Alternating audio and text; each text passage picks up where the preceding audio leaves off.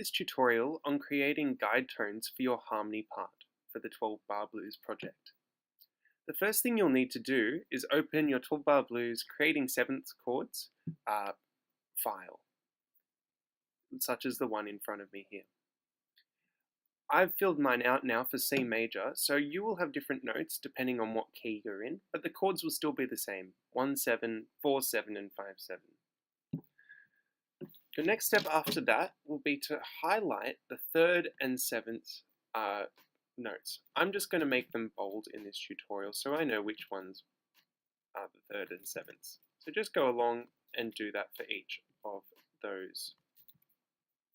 Your next job will be to look at the thirds and sevenths and start with either a third or a seventh. For this tutorial, let's start with the third. Okay, so starting with E, we're going to look at over here and see what note is closest to E out of the third and seventh here. Is it A or E flat?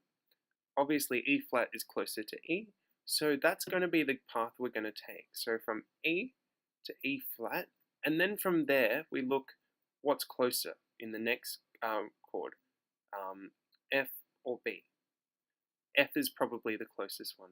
So if we were going directly from one chord to another, we would probably start, for one harmony part, you'd start with E, go to E flat and F, and that would sound like this.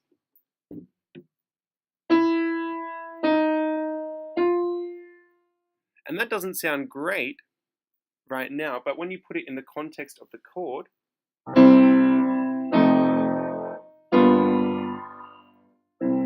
it's actually quite a smooth harmonic line, which is quite nice. Now we need to put it in the 12 Bar Blues arrangement. So go to your note flight score where you have your bass line, and in the melodic section, I've used a piano for the bass line, so in the treble clef I'm going to put my guide tones. So for here I'm going to put a semi-breathed E on each of these. I'm just going to repeat that for these first 4 bars.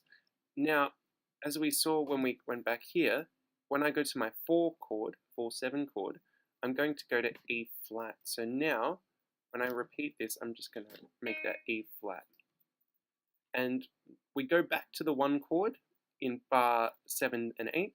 So we're going to make that E natural. Okay.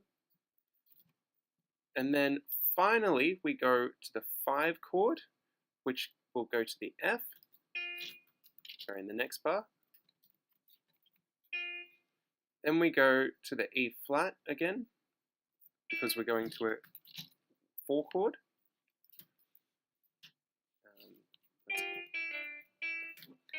And then finally, we go back to the 1 chord at the end. So I'm going to hold that E.